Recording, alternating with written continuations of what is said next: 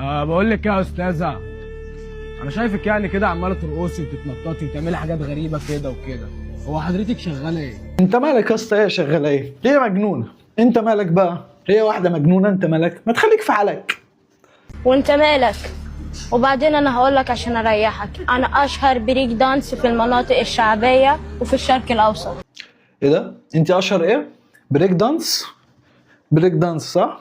انا اول مره اشوفك. اللي بترقصي للميتين ولا للفضائيين؟ نعرف. لا انا لازم اعرف المعلومه، انا مش هحلك.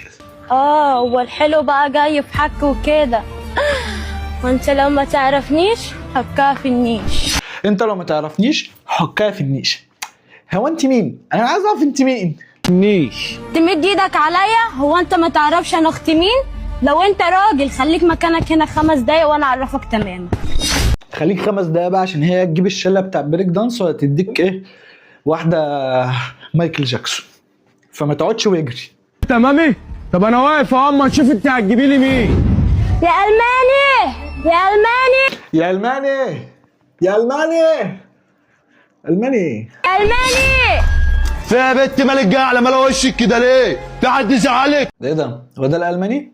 هو ينفع سوداني، افغانستاني، كونكروتونيناني، بس ده مش الالماني. يا اخويا كنت واقفه في الشارع اللي ورا بتمرن على الرقصه الجديده. يا اخويا كنت واقفه في الشارع اللي ورا برقص بريك دانس، لقيت واحد رخم عليا.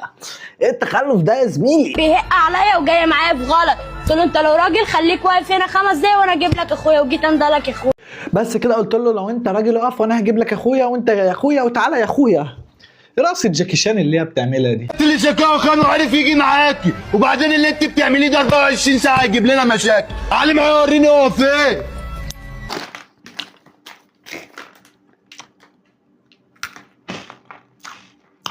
اتمنى ما اشوفش الفيديوهات دي تاني.